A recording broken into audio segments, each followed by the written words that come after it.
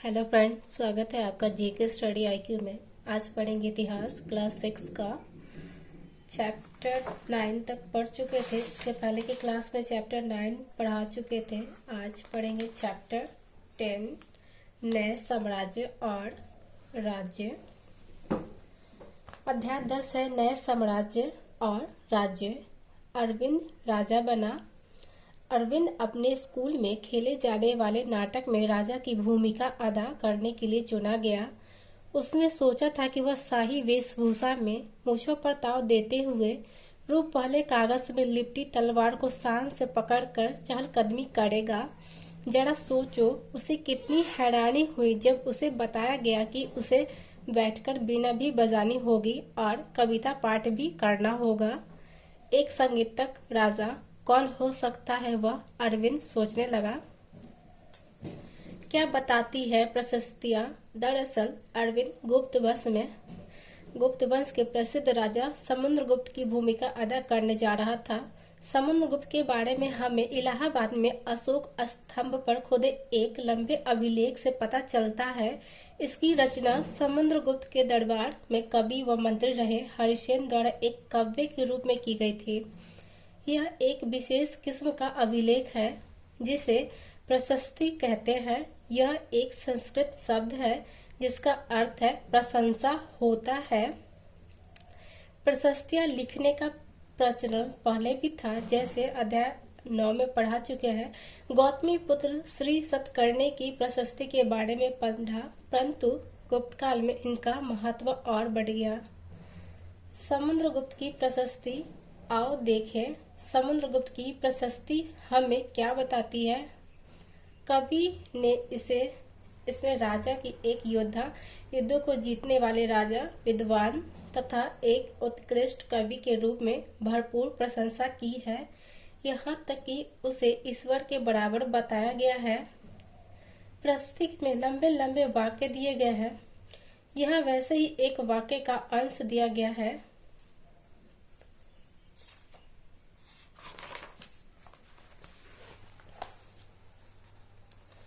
योद्धा समुद्रगुप्त, जिनका शरीर युद्ध मैदान में कुठारों, कुल्हाड़ियों, तीरों, भालों, बर्छों, तलवारों, लोहे की गदाओं, नुकीले तीरों तथा अन्य सैकड़ों हथियारों से लगे घावों के दाग से भरे होने के कारण अत्यंत सुंदर दिखता है। यह वर्णन तुम्हें उस राजा के बारे में क्या बताता है। राजा किस प्रकार का युद्ध लड़ते थे, ये पूछ रहा है। ये जो दिखा रहा है वो किस तरह का युद्ध लड़ते थे। अगर तुम मानचित्र 7 पृष्ठ 105 को गौर से देखो तो पाओगे कि एक क्षेत्र को हरे रंग से रंगा गया है। तुम्हें पूर्वी समुद्र तट के साथ साथ एक क्रम में लाल बिंदु दिखेंगे। उसी तरह कुछ क्षेत्र बैंगनी और नीले रंग के भी मिलेंगे। यह मानचित्र इस प्रशस्ति में प्राप्त जानकारियों के आधार पर बनाया गया है। हरिसेन 4 विभिन्न प्रकार के राजाओं और उनके प्रति समुद्रगुप्त की नीतियों का वर्णन करते हैं। मानचित्र में हरे रंग का क्षेत्र आर्यावर्त के उन 9 शासकों का है जिन्हें समुद्रगुप्त ने हराकर उनके राज्यों को अपने साम्राज्य में मिला लिया। इसके बाद दक्षिणापथ के 12 शासक आते हैं। इनमें से कुछ राजधानियों को दिखाने के लिए मानचित्र लाल बिंदु। इन सब ने हार जाने पर समुद्रगुप्त के सामने समर्पण किया था। समुद्रगुप्त ने उन्हें फिर से शासन करने की अनुमति दे दी। पड़ोसी देशों का आंतरिक घेरा बैंगनी रंग से रंगाया गया है। इसमें असम तटीय बंगाल, नेपाल और उत्तर पश्चिम के कई गण या संघ, जो अध्याय 5 में पढ़ा चुके हैं, आते थे। ये समुद्रगुप्त के लिए उपहार लाते थे, उनकी आज्ञाओं का पालन करते थे तथा उनके दरबार में उपस्थित हुआ करते थे। ब्राह्मण इलाके के शासक, जिन्हें लाल रंग से रंगा गया है, संभवतः कुषाण तथा शक वंश के थे। इसमें श्रीलंका के शासक भी थे। इन्होंने समुद्रगुप्त की अधीनता स्वीकार की और अपनी पुत्री का विवाह उससे किया। इस मानचित्र के बारे में बता रहा है। इससे पहले जितने भी शॉर्ट वीडियो है सब में हम एनसीईआरटी के जितने भी मैप आते हैं सबको वहां पे डाले हैं, आप उसको अच्छे से देख सकते हैं। यहाँ किस कलर से किसको दर्शाया गया वो यहाँ पे पहले बता चुका था। लाल बिंदु दिए गए हैं और राजधानी को दिखाने के लिए लाल, ये जो बिंदु दिखाया गया राजधानी उसको लाल बिंदु दिए गए हैं। और यहाँ पे हरा रंग का बात कर रहा था, हरे रंग का आर्यावर्त के उन 9 शासकों को दिखाया गया है, ये हरे रंग से दिखाया गया है 9 शासकों को। और ये जिस कलर से भी दिखा, फिर यहाँ कह रहा है नीले रंग से रंगा गया है ब्राहा के शासक जिन्हें लाल रंग से नीले रंग से दिखाया गया है। ये जो बाहर के शासक थे उसको नीले रंग से दिखाया गया है। मानचित्र को अगर अच्छे से देखेंगे तो बहुत कुछ समझ में आता है, इसलिए जितने भी इस बुक के मैप थे, मानचित्र थे, उसको हम शॉर्ट वीडियो पर डाल चुके हैं। आप एक बार उसको अच्छे से देखें, फिर बुक को पढ़ेंगे तो और अच्छे से समझ में आएगा। यहाँ दे रहा मानचित्र में प्रयाग इलाहाबाद का पुराना नाम, उज्जैन तथा पाटलिपुत्र पटना ढूंढो। ये गुप्त शासन के महत्वपूर्ण केंद्र थे, इसमें पटना ढूंढना है। और प्रयाग इलाहाबाद का पुराना नाम ये है पाटलिपुत्र, यहीं पे है पटना, और इलाहाबाद प्रयाग, यहाँ है प्रयाग और ये है पाटलिपुत्र। ये कह रहा है मानचित्र में प्रयाग यानी इलाहाबाद जो पुराना नाम था उसको ढूंढने के लिए उज्जैन तथा पाटलिपुत्र, यहाँ पाटलिपुत्र है, यहाँ उज्जैन, यहाँ पे उज्जैन है, उसी को ये बता रहा था। इस तरंग के पीछे तुम्हें कोई कारण दिखाई देता है, ये इस तरंग के पीछे जो कारण जो है दिखा रहा है। सबसे पहले जो पुराना नाम था और जो अभी नाम है, अगर हम एनसीईआरटी पढ़ते हैं तो हमें दोनों नाम से पता चलता है कि किस स्टेट का पहले क्या नाम था और अभी क्या नाम है, तो वो और अच्छे से समझ में आता है। अब यहाँ पे पाटलिपुत्र, नालंदा दिया हुआ, यहाँ प्रयाग दिया हुआ है, कन्नौज, थानेश्वर, मथुरा, उज्जैन, वल्लभी, भरूच, सातवाहन, अजंता, अमरावती, ऐहोल, चालुक्य, पल्लव, कंचीपुरम, चोल, मदुरै, चेर, पांड्या, महाबलीपुरम, अरिक्कमेडु, पोहाड़, ये सब बता दिया है किस जगह पे ये पड़ता था। मैप को अच्छे से एक बार से आप फिर से देखेंगे।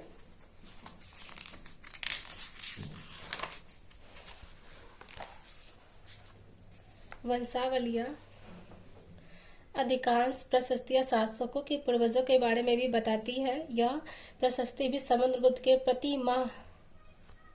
पितामह यानी कि परदादा, दादा, पिता और माता के बारे में बताती है। उनकी माँ कुमार देवी लिच्छवीगण की थी और पिता चंद्रगुप्त गुप्त वंश के पहले शासक थे, जिन्होंने महाराजा धीराज जैसी बड़ी उपाधि धारण की। समुद्रगुप्त ने भी यह उपाधि धारण की। उनके दादा और परदादा का महाराजा के रूप में भी उल्लेख है। इससे यह आभास मिलता है कि धीरे धीरे इस वंश का महत्व बढ़ता गया। इन उपाधियों को महत्व के हिसाब से सजाव, राजा, महाराजा, अधिराज, महाराजा।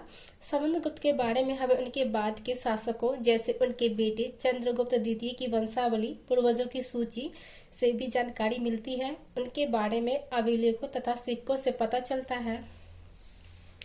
उन्होंने पश्चिम भारत में सैन्य अभियान में अंतिम शक शासक को परास्त किया। बाद में ऐसा विश्वास किया जाने लगा कि उनका दरबार विद्वानों से भरा था। कवि कालिदास और खगोल शास्त्री आर्यभट्ट उनके दरबार में थे। इनके विषय में और जानकारी अध्याय 11 में मिलेगी। हर्षवर्धन तथा हर्षचरित।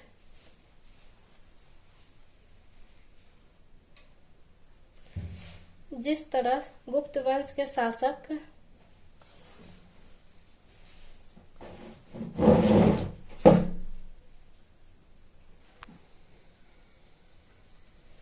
हर्षवर्धन तथा हर्षचरित्र। जिस तरह गुप्त वंश के शासकों के बारे में अभिलेखों तथा सिक्कों से पता चलता है, उसी तरह कुछ अन्य शासकों के बारे में उनकी जीवनी से पता चलता है। ऐसे ही एक राजा हर्षवर्धन थे, जिन्होंने करीब 1400 साल पहले शासन किया। उनके दरबारी कवि बाणभट्ट ने संस्कृत में उनकी जीवनी हर्षचरित्र लिखी है। इसमें हर्षवर्धन की वंशावली देते हुए उनके राजा बनने तक का वर्णन है। चीनी यात्री ह्वेनसांग, जिनके बारे में तुम अध्याय 9 में पढ़ा है, काफी समय के लिए हर्ष के दरबार में रहे। उन्होंने वहां जो कुछ देखा उसका विस्तृत विवरण दिया है।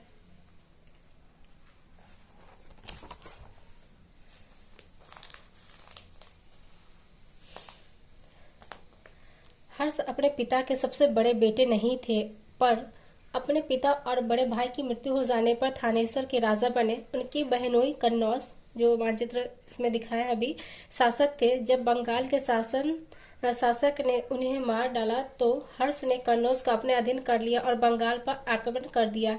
मगध तथा बंगाल को जीतकर उन्हें पूर्व में जितनी सफलता मिली थी उतनी सफलता अन्य जगहों पर नहीं मिली। जब उन्होंने नर्मदा नदी को पार कर दक्कन की ओर आगे बढ़ने की कोशिश की तब चालुक्य नरेश पुलकेशिन द्वितीय ने उन्हें रोक दिया। भारत का राजनीतिक मानचित्र देखो और सूची बनाओ कि जब हर्षवर्धन बंगाल तथा नर्मदा तक गए होंगे तो आज के किन किन राज्यों से गुजरे होंगे। इसलिए पुराना मैप को और नए मैप को देखना बहुत जरूरी है, क्योंकि जितने भी एनसीईआरटी के बुक में मैप दिए हुए हैं वो सब बहुत ही ध्यान से देखने की जरूरत है ताकि अच्छे से समझ में आए। पल्लव, चालुक्य और पुलकेशिन द्वितीय की प्रशस्तियां। इस काल में पल्लव और चालुक्य दक्षिण भारत के सबसे महत्वपूर्ण राजवंश थे। पल्लवों का राज्य उनकी राजधानी कांचीपुरम के आसपास के क्षेत्रों से लेकर कावेरी नदी के डेल्टा तक फैला था, जबकि चालुक्यों का राज्य कृष्णा और तुंगभद्रा नदियों के बीच स्थित था। चालुक्यों की राजधानी ऐहोल थी। यह एक प्रमुख व्यापारिक केंद्र था जो मानचित्र में अभी दिखाया गया है। धीरे धीरे यह एक धार्मिक केंद्र भी बन गया जहाँ कई मंदिर थे। पल्लव और चालुक्य एक दूसरे की सीमाओं का अतिक्रमण करते थे। मुख्य रूप से राजधानी को निशाना बनाया जाता था जो समृद्ध शहर थे। पुलकेशिन द्वितीय सबसे प्रसिद्ध चालुक्य राजा थे। उनके बारे में हमें उनके दरबारी कवि रवि कीर्ति द्वारा रचित प्रशस्ति से पता चलता है। इसमें उनके पूर्वजों, खास तौर से पिछली 4 पीढ़ियों के बारे में बताया गया है। पुलकेशिन द्वितीय को अपने चाचा से यह राज्य मिला था।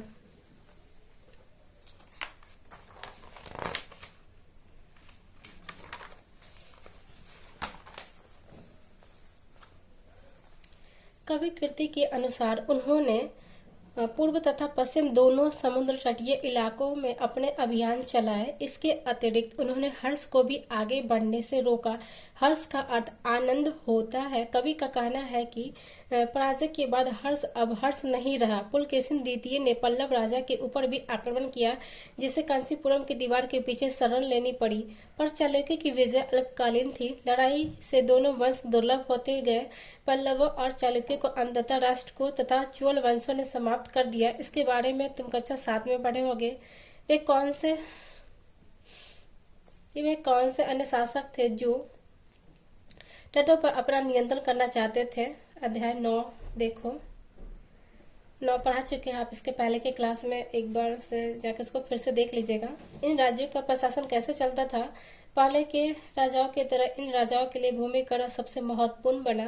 प्रशासन की प्राथमिक इकाई गांव होते थे, लेकिन धीरे धीरे कई अन्य बदलाव आए। राजाओं ने आर्थिक, सामाजिक, राजनीतिक या सैन्य शक्ति रखने वालों का समर्थन जुटाने के लिए कई कदम उठाए। उदाहरण तौर पर कुछ महत्वपूर्ण प्रशासकीय पद अनुवांशिक बन गए। यथार्थ बेटे अपने पिता का पद पाते थे, जैसे कि कवि हरिसेन अपने पिता की तरह महादंडनायक यथार्थ मुख्य न्यायिक अधिकारी थे। कभी कभी एक ही व्यक्ति कई पदों पर कार्य करता था, जैसे कि हरिसेन एक महादंडनायक होने के साथ साथ कुमारामात्य यथार्थ एक महत्वपूर्ण मंत्री तथा एक संधि विग्रायक यथार्थ युद्ध और शांति के विषयों का भी मंत्री था। संभवतः यह वहाँ के स्थानीय प्रशासन में प्रमुख व्यक्तियों का बहुत बोलबाला था। इनमें नगर श्रेष्ठ यानी मुख्य बैंकर या शहर का व्यापारी, शर्तवाह यानी व्यापारी के काफिले का नेता, प्रथम कुलिक यथार्थ मुख्य शिल्पकार तथा कायस्त्र यानी लिपिकों के प्रधान जैसे लोग होते थे।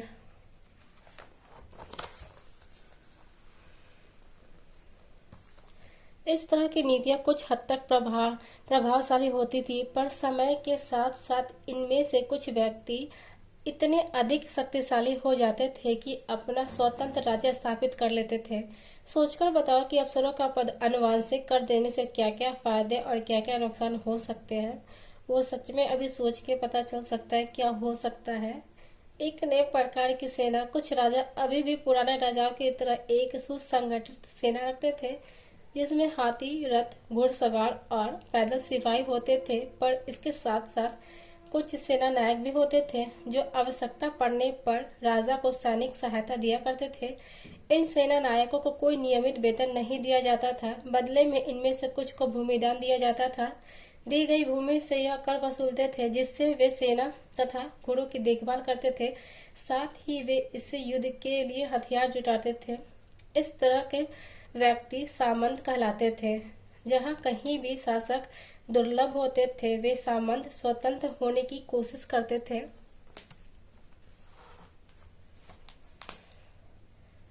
दक्षिण के राज्यों में सभाएं। पल्लवों के अभिलेखों में कई स्थानीय सभाओं की चर्चा है। इनमें से एक था ब्राह्मण भूस्वामियों का संगठन, जिसे सभा कहते थे। ये सभाएं उप समितियों के जरिए सिंचाई, खेती बाड़ी से जुड़े विभिन्न काम, सड़क निर्माण, स्थानीय मंदिरों की देखरेख आदि का काम करती थी। जिन इलाकों के भूस्वामी ब्राह्मण नहीं थे, वहां उर नामक ग्राम सभा होने की बात कही गई है। नगरम व्यापारियों के एक संगठन का नाम था। संभवतः इन सभाओं पर धनी तथा शक्तिशाली भूस्वामियों और व्यापारियों का नियंत्रण था। इनमें से बहुत सी स्थानीय सभाएं शताब्दियों तक काम करती रही।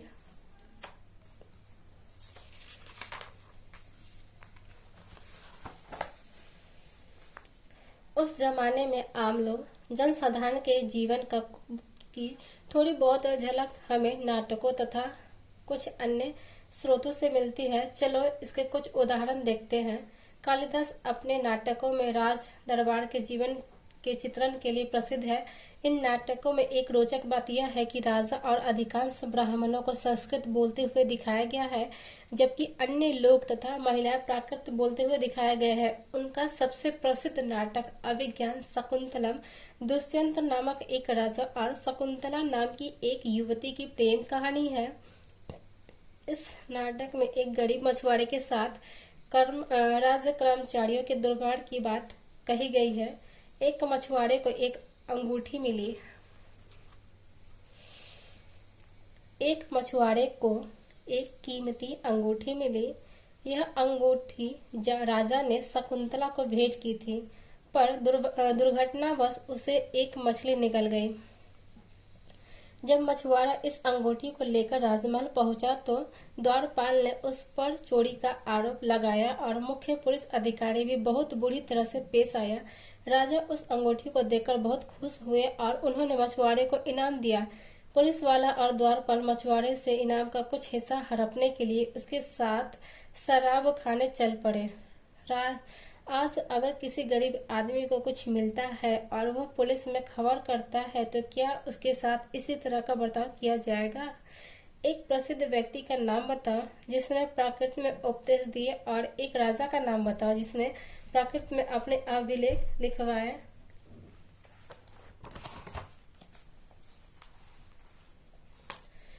चीनी तीर्थयात्री फाहिसियन का ध्यान उन लोगों की दुर्गति पर भी गया जिन्हें ऊंचे और शक्तिशाली लोग अछूत मानते थे।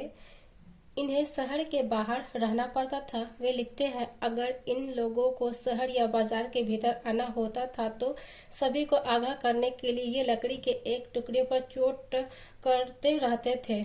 यह आवाज सुनकर लोग सतर्क होकर अपने को छू जाने से या किसी भी प्रकार के संपर्क से बचाते थे। एक जगह बानवर द्वारा अभियान पर निकली राजा की सेना का बड़ा सचित्र चित्रण दिखाया गया है। राजा की सेना। राजा बड़ी मात्रा में साजो सामान लेकर यात्रा करते थे। इनमें हथियारों के अतिरिक्त रोजमर्रा के उपयोग में आने वाली चीजें जैसे बर्तन, असबाब, जिसमें सोने के पायदान भी शामिल थे, खाने पीने का सामान, बकरी, हिरन, खरगोश, सब्जियां, मसाले आदि विभिन्न प्रकार की चीजें शामिल होती थी। ये सारी चीजें ठेले गाड़ियों पर या ऊंटों तथा हाथियों जैसे सामान होने वाले जानवरों की पीठ पर लाद कर जाई जाती थी। इस विशाल सेना के साथ साथ संगीतकार नागड़े, बिगुल तथा तुरही बजाते हुए चलते रहते थे। रास्ते में पड़ने वाले गांव वालों को उनका सत्कार करना पड़ता था। वे दही, गुड़ तथा फूलों का उपहार लाते थे तथा जानवरों को चारा भी देते थे। वे राजा से भी मिलना चाहते थे ताकि अपने शिकायत या कोई भी अनुरोध उनके सामने रख सके। पर ये सेनाएं अपने पीछे विनाश और विध्वंस की निशान छोड़ जाती थी। अक्सर गांव वालों की झोपड़ियां हाथी कुचल डालते थे और व्यापारियों के काफिले में जूते बैल इस हलचल भरे माहौल से डरकर भाग खड़े होते थे। बानभट्ट लिखते हैं, पूरी दुनिया धूल के गर्त में डूब जाती थी। सेना के साथ ले जाई जाने वाली चीजों की सूची बनाओ। ग्रामवासी और राजा के क्या क्या लेकर आते थे। इस तरह से ये चैप्टर आज कंप्लीट हुआ। अब ज्यादा कुछ चैप्टर नहीं है, 2-3 चैप्टर ही है। इसको कंप्लीट करने के बाद हम क्लास 10 का मैथ शुरू करेंगे। जैसे जो क्लास पहले से चल रहा था वैसे ही चलेगा, लेकिन क्लास 10 का मैथ हम अब बताएंगे। बस इसको कंप्लीट करने के बाद आज के लिए इतना ही। Thank you class.